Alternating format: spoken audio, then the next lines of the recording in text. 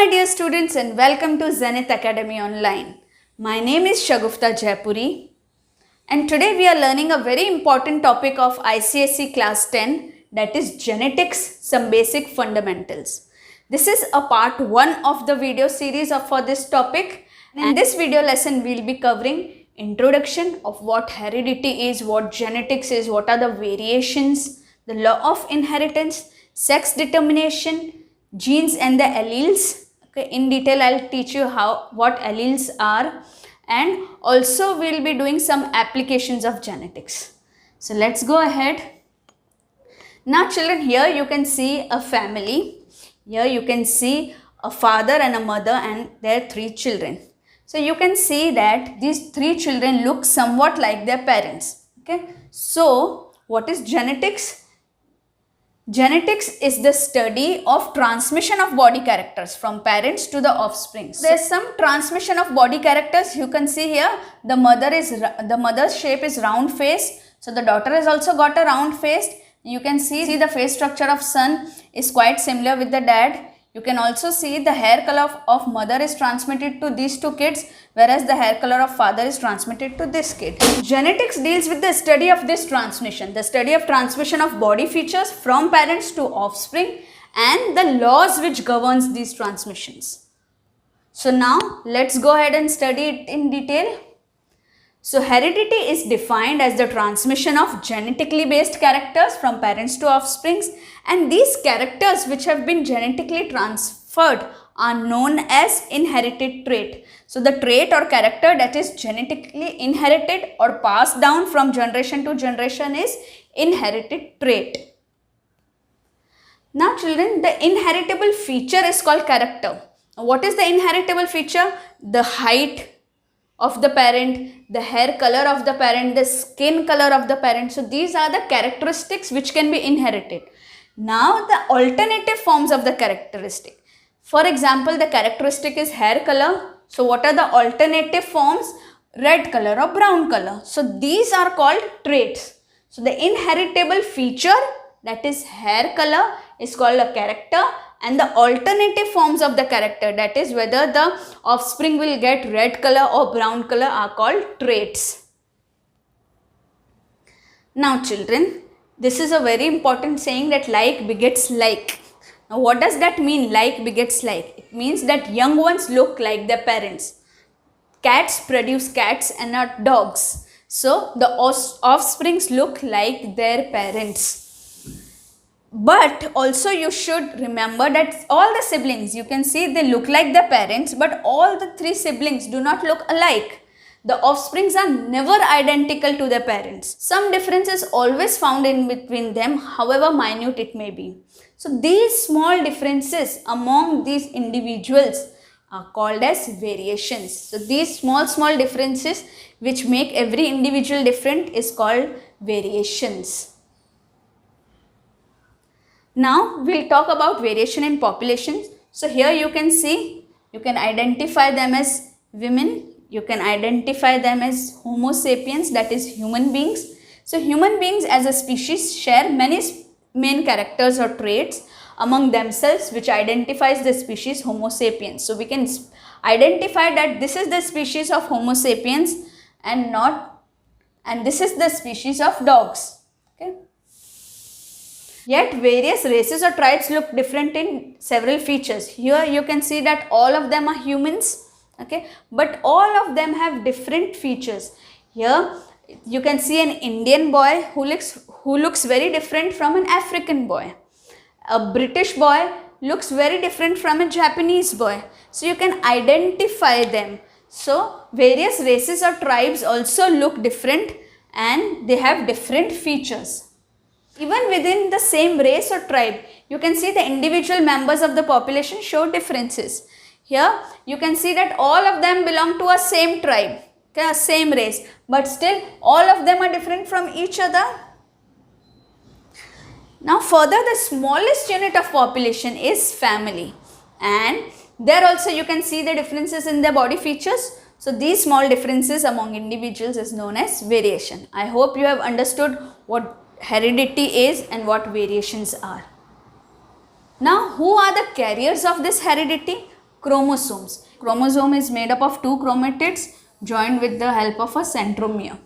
Okay, so these chromosomes are the one who carries heredity. We'll see that in detail. Now, in humans, there are 46 chromosomes which are paired. So, it becomes 23 pairs and each pair containing 2 chromosomes. So, what are homologous pair? Homologous is a pair of 2 corresponding chromosomes. Both the chromosomes should be of same size and shape. One is from mother and one is from father. Now, here this is a karyotype. Now, what is a karyotype? Karyotype is a chart in which chromosomes are arranged according to the shape and size. Right. So, this is a karyotype of a boy child. Okay. So, here you can see there are total 1 to 23 pairs of chromosomes. Okay. Now, in each pair you can see that both of them are similar in shape and size. Okay. One is from father and another one is from mother. Right? But here you will notice that the last pair of chromosome is not same in size and shape. Now we know that there are total 23 pairs and out of which 22 pairs are autosomes. Now what are autosomes? Each pair is for different characteristic, for skin color, maybe for hair color, for height and all other different characteristics that we see. But one pair, that is the 23rd pair, is a sex chromosome. So all these 22 pairs determines how we are. What does it mean? How do we appear? What is our behavior? Okay. So all these 22 till here, all these 22 pairs are autosomes. All the pairs correspond to different characteristics, our appearance, our behavior, everything. So it represents how we are. Okay. Now 23rd pair, that is the sex chromosome, this one will determine who we are. Right. So in the case of a boy, you can see one is big, one chromosome is big. Here you can see this chromosome is big and this one is small. So the last pair will determine who we are. So if I see a karyotype like this, it means that this is a boy. Right? And if we see here the 23rd pair, here you can see that both of them are same. Okay. So both of them are X and X. So this is for a female child. So this last chromosome determines who we are. When we see this pair, so this determines this is XX, so this is a female. Whereas here it was XY, which means that is a male. So the 23rd pair, that is sex chromosome, decides who we are, that is whether we are male or female.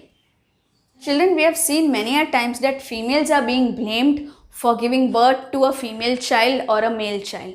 But that is not so. Okay. The decision of whether a male child will be born or a female child will be born depends on the chromosomes of a man, that is of a father. So here you can see that father carries, see, if we draw the germ cells of a father, that is the sperm of a father. So here it carries a chromosome X and this will carry a chromosome Y. Right? Whereas the eggs of a mother will always carry chromosomes X. That we already saw in the karyotype diagram. Here if you see this X, okay, of a father, if it combines with, okay, if this combines with X of a mother, so XX, so now a daughter will be formed. Now if this Y chromosome of a father, okay, combines with the X chromosome of mother, then XY, that is a son is born. So who has determined whether son will born? The chromosome of father, because mother is anyways having only X. So if X combines with the X of mother, it is daughter. If Y combines with X of mother, it is son. Now again, if this X combines with the next X, XX, that is daughter is formed. And if that this Y combines with the this X of mother, it will form XY, and again son will be born. So you have seen that since female carries only XX chromosomes, whereas a male carry X and Y chromosome, so it is the father who should be responsible for the sex of the child and not the mother. Hope you understood how sex of a child is determined. So it's totally a game of chance. Now if this is an ovum of a mother, okay, which is X always, and this is the sperm of a male.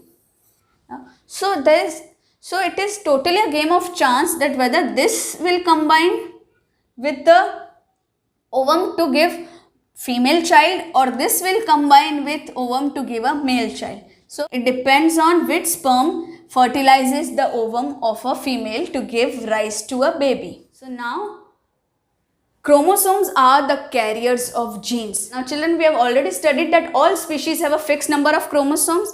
Like human beings have how many chromosomes? 46, which are formed in the pair of 23. Similarly, all the other species have a fixed number of chromosomes. So they have a fixed number of chromosomes. However, the characteristics of species, including physical appearance, body function, etc., are not simply the outcome of chromosome number alone. Okay, so only the chromosome number will not decide that which character you will have, right? Because all human beings have same number of chromosomes. So what will decide what are your body characters? So the body characters, physical appearance, our behavior, all are the result of units called genes, which the chromosomes carry. There is something known as genes, a small unit known as genes, which is present where? In the chromosome. And these genes are located on the chromosome. So if you see here, in the cell, there is a nucleus, and in the nucleus, can you see this chromosome? And the smallest unit of this is a gene which is there in the DNA. So that gene determines what characters we will have. We'll talk about this in detail. Now let us see genes and the alleles. So here pair of chromosomes are not same. All the pairs of the chromosome. So when we saw the homologous pair, okay, which is same in shape and size, but these pair of chromosomes are not exactly same. They are similar. I told you they are similar in shape and size, but they are not identical. Okay, they contain version of the same genes, which is known as alleles. Okay, so what are alleles? Alleles are found at the same spots on the chromosome. So if you see this same spot, so this is an allele for which character? Hair color. So if you see here, these alleles are found at the same spots on the chromosome at the same location, which is called as loci. So it is found in the same location, but these two are different. So this is from, say, mother had red color hair, and this is from father. Okay, so red color was from mother and brown color of the hair was from father. So there are presence of two alleles, okay, in the same chromosome at the same position. So children, in a pair of homologous chromosome, one is inherited from the male parent. So one is inherited from the male parent. So this is known as a paternal homologue, and this is a maternal homologue, that is carried from the female parent. Here you can see at a position these two alleles are present. So what is this position or a fixed point called? A genetic locus is the location of a particular gene on the chromosome. So this is the location of a particular gene, and this is known as a genetic locus. Now at each genetic locus, an individual has two alleles. We saw in the previous diagram that at each position there are two alleles. Okay, has two alleles, one on each homologous chromosome. Now you can see here I have shown three gene pairs at three different genetic locus. Okay, here you can see two capital A's. So capital here in genetics denotes dominant. Okay, so I will tell you what dominant and recessive is later on. Here you can see these are the same type of alleles. So that is why it is known as homozygous. Okay. Now here you can see again both are same type of alleles. So homozygous. Homo means same and zygous means type. Okay. Now this here you can see here there is a capital C and here there is a small c. So this is heterozygous. Now you can see both are capital, so it is dominant. Both are small, so this is recessive. And here one is capital and one is small. Okay. I'll explain you about dominant and recessive later on. First you should understand that at one position, at the same position, that is at a genetic locus. Okay.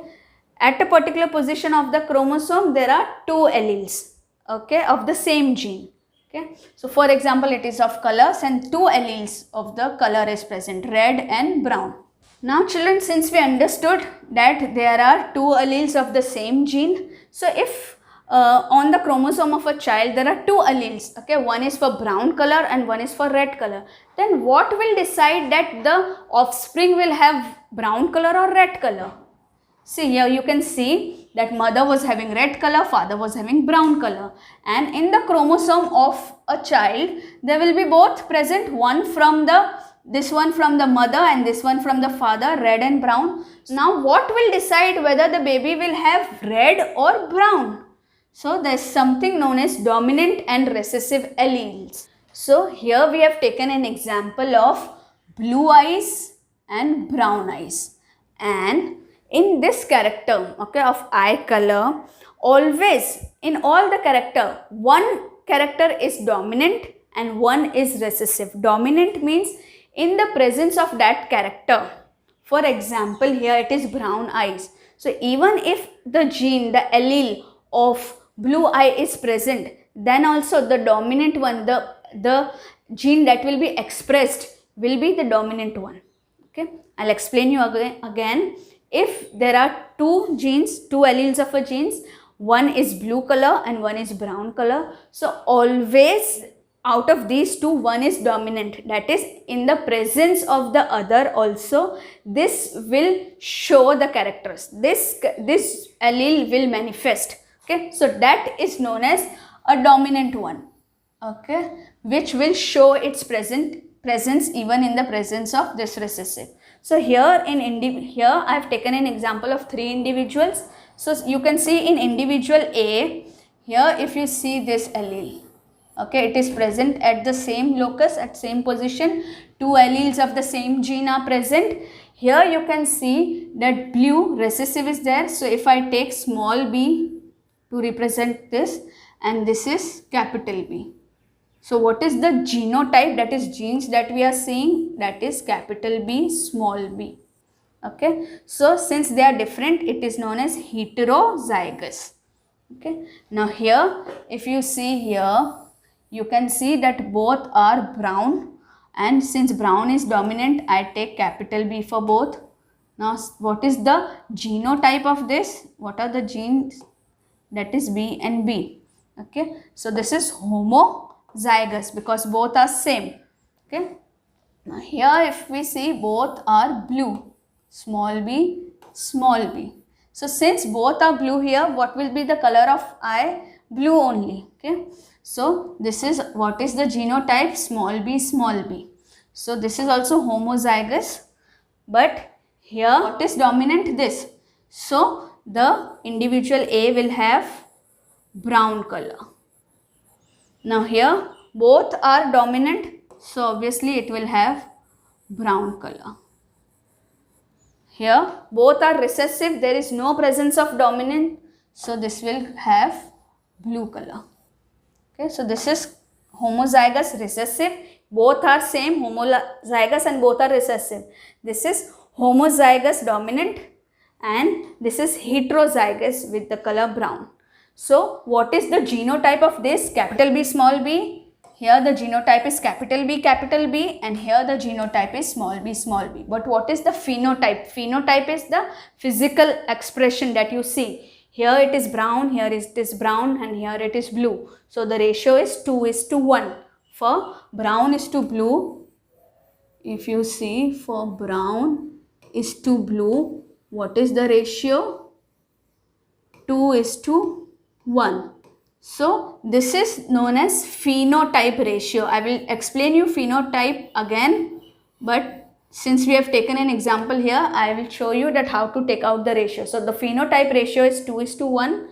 And what is the genotype ratio? Now you can see all three are different. So 1:1:1. All the genes are different. Okay. So let me explain to you genotype and phenotype again. The genetic constitution pertaining to the kind of gene possessed, which kind of alleles are present, are called genotype. Okay. So what are genotype? Genotype is the kinds of genes possessed. Okay. And what is expressed, that is what is shown, what we see. Okay. The seen character, that is the expressed character, is phenotype, because pheno means to phen means to show.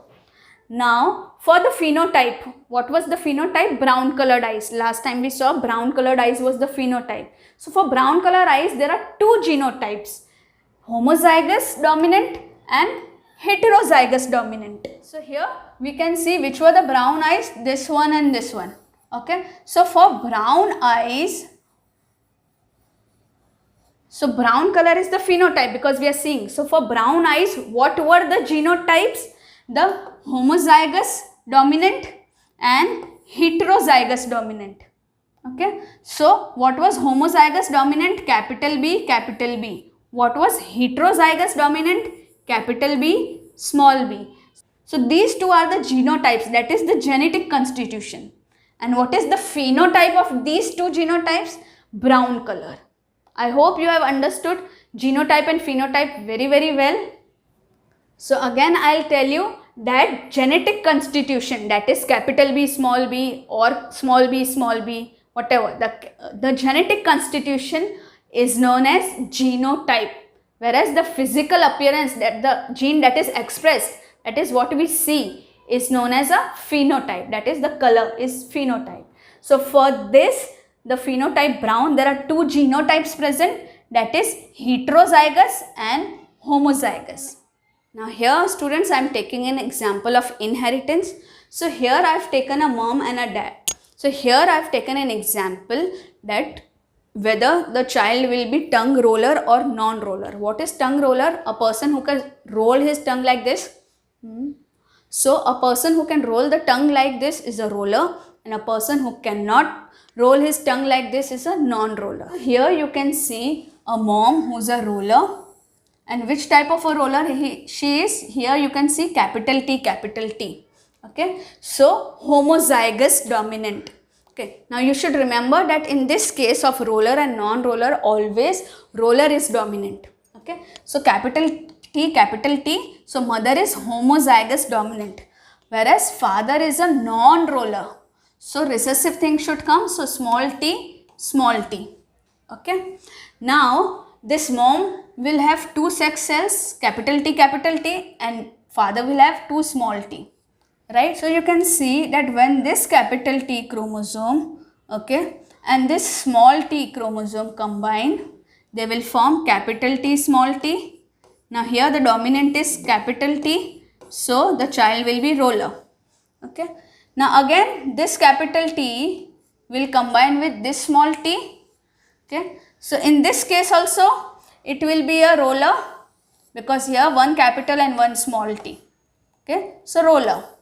Now if this t, okay, this t combines with this t, small t. Okay. You can see again capital T, small t. So again a roller. And if this combines with this now, it will again form capital T, small t. So in this case also roller. So all the four possibilities is of roller, and all of them, okay, all of them are showing which genotype? The same genotype. So the ratio of genotype is 1:1:1:1. Also the phenotype is of the same ratio, because all of them are rollers. All of them are expressing the same gene. Now in the same example we are taking another case. Now here you can see mom is roller, but here now you can see this is heterozygous, capital T, small t. So heterozygous dominant, and the father is again a non-roller. So she will have capital T, small t, and the father will have both small t's. Right. So now when these chromosomes combine, you can see one is capital T small t, another one is also capital small t, but two of them are non-roller, right? So you can see what are the genotype here. So genotype are what? Genes. Okay. So what are two types of gene expression? Here you can see capital T small t is there and small t is there. Okay. So both of them are 2 in number. So the ratio is 1:1. And what is the phenotype ratio? What is phenotype? Phenotype is the expression, okay, what you can physically see. So phenotype, that is roller and non-roller. So one is roller and another is non-roller. So now in this case, how many are roller? 2 are roller and 2 are non-roller. So 2:2. So here also the ratio is 1:1. So children, now let us study what is a Punnett square, because you will be told to draw Punnett square in your exam.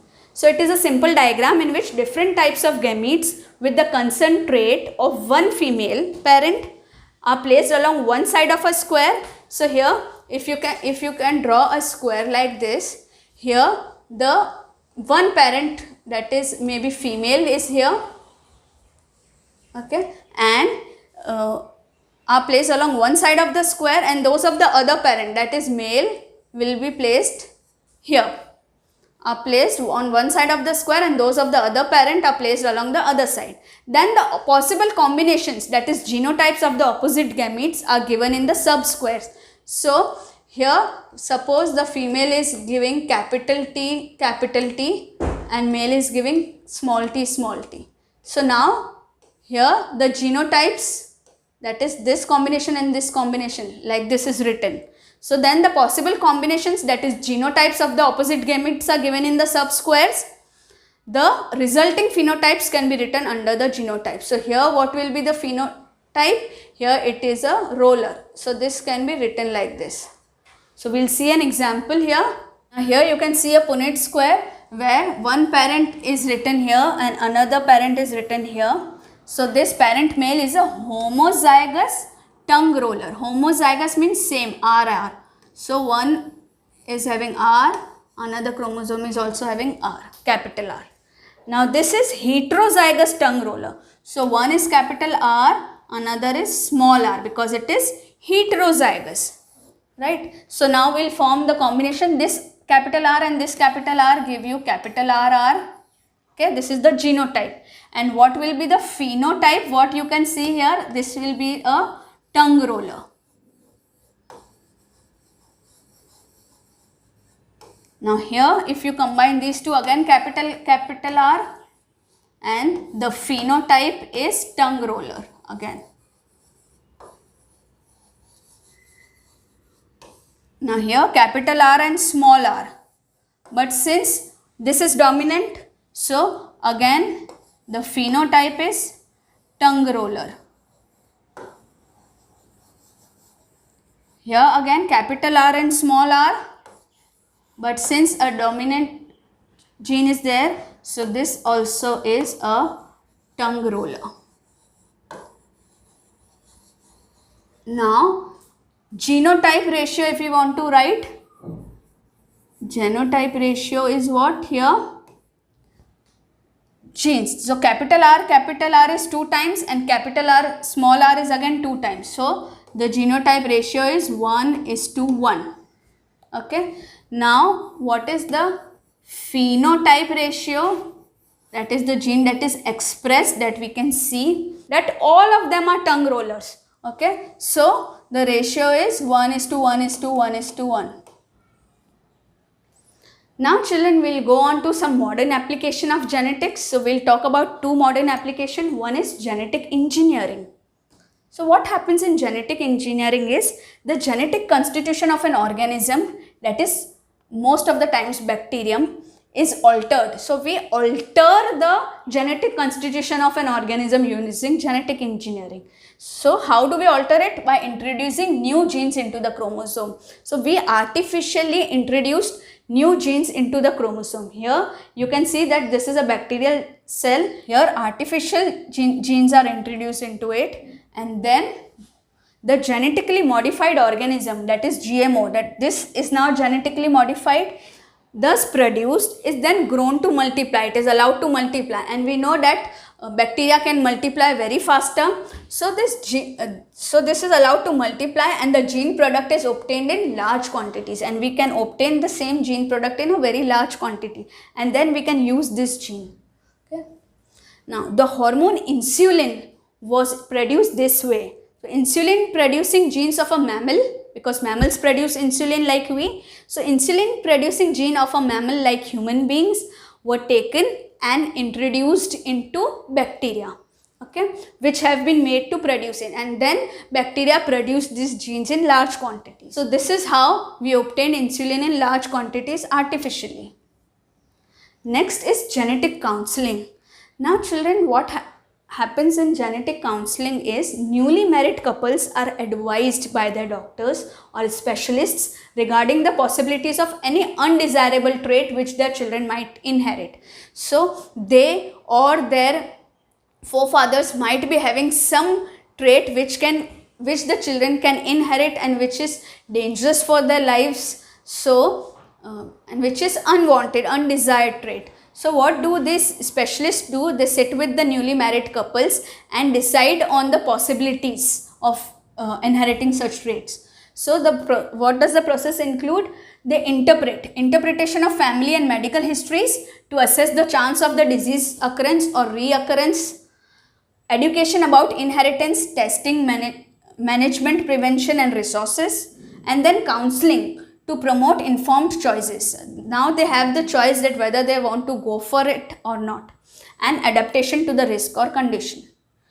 So you should remember that the few genetic diseases are there for which genetic counseling is required are hemophilia. I'll teach you hemophilia in the next part of this video in detail, because this is a sex inherited disease, sex linked disease. So in hemophilia, the bleeding doesn't stop. Then thalassemia and sickle cell anemia, which deals with the deformities in the shape of the cells, okay, blood cells. So these are few of the genetic diseases for which genetic counseling is required. So children, this was all about the first part of genetics. I hope you understood all the topics very well. If you liked the video, please give it a thumbs up and write in the comment box, and do not forget to share it with your friends. Also, if you have not yet subscribed to our channel, do it right away and tap on the bell icon to receive all the notifications for our upcoming videos.